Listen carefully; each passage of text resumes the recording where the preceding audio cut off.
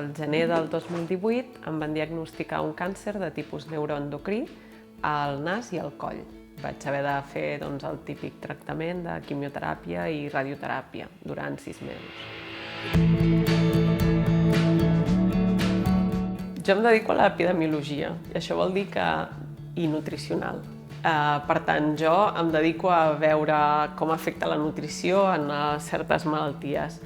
I sobretot en el meu dia a dia estic pràcticament totes les hores treballant amb estadística i amb malalties. I en el moment en què em van diagnosticar, potser a diferència del que la gent pot pensar, jo mai vaig buscar informació sobre estadístiques, sobre probabilitats i sobre ràtios de res, perquè el fet d'haver tingut aquesta malaltia, o sigui, les probabilitats que jo tingués aquest càncer, que és un càncer molt estrany, en una localització molt estranya, eren baixíssimes. Per tant, jo sóc la prova de que les estadístiques estan per trencar-les.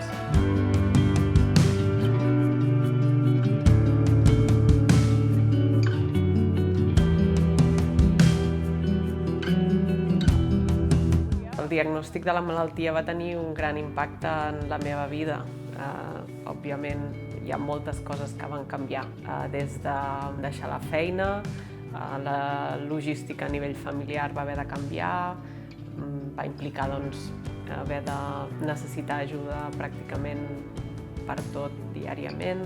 També, per exemple, a nivell nutricional, vaig haver de canviar moltíssimes coses, sobretot en el meu cas perquè la localització del tumor feia que fos molt difícil per mi menjar.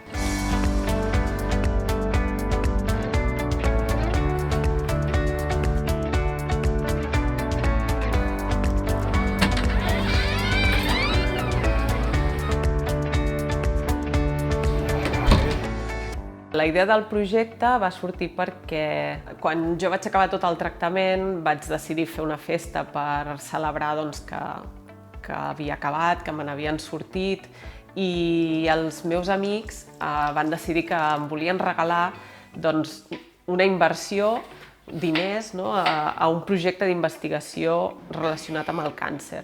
I va ser quan vaig anar a buscar el Raül Zamora, perquè ell havia treballat al departament amb mi i el coneixia, sabia que estava a l'Institut Català d'Oncologia. El projecte consisteix a fer un seguit de vídeos, per una banda uns vídeos on aportin recomanacions més generals als pacients durant el tractament del càncer, sobretot. Després uns altres vídeos on hi hagin videoreceptes per aquest tipus de pacient amb unes simptomatologies molt determinades. I per últim, uns vídeos on es donin recomanacions per després d'haver patit la malaltia. Puede aparecer un sabor metálico, amargo o incluso a lo largo del tratamiento producirse una desaparición total o parcial de los sabores.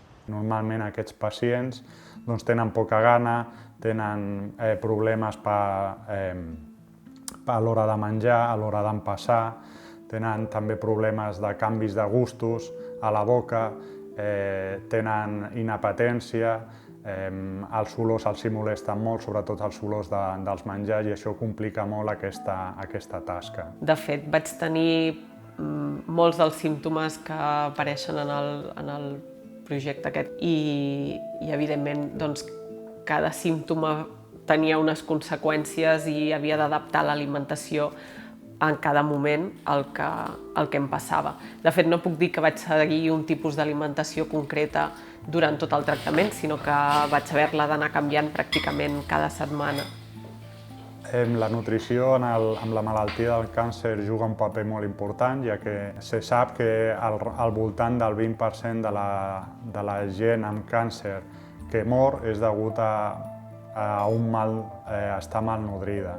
I llavors això amb aquest tipus de projectes i amb intervencions nutricionals podria disminuir-se. Moltes vegades quan tu estàs a la consulta i reps una informació, no se't queda tot gravat, no et queda tot clar, potser en el moment penses que sí, però després arribes a casa i hi ha tantes preguntes que et sorgeixen de tantes coses, o potser simplement és que des del moment en què vas anar a la visita fins que has arribat a casa o han passat uns dies, de sobte t'ha canviat completament la simptomatologia i el que et van dir ja no et serveix. Tu en el dia a dia el que necessites és que et diguin exactament què és el que has de menjar i d'una forma superpràctica, i vam pensar que no només tenir-les sinó posar-les en un format d'imatge les faria molt més atractives i molt més senzilles. Elaboracions el més fàcil possibles,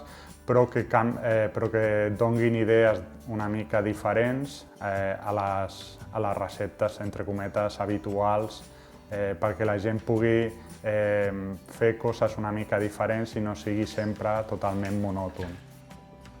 El fet de ser investigadora, evidentment, i de ser expacient, ha fet que aquest projecte per mi tingui més sentit que per ningú i que en tingui moltes ganes de fer-lo i de veure'l créixer i de veure com altres persones en poden gaudir o se'n poden beneficiar.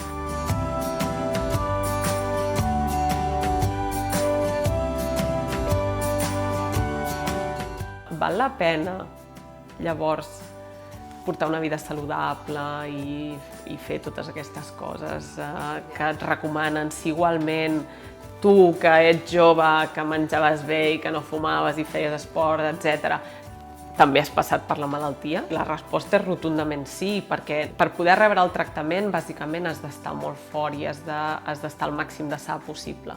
Llavors, val la pena fer tot això?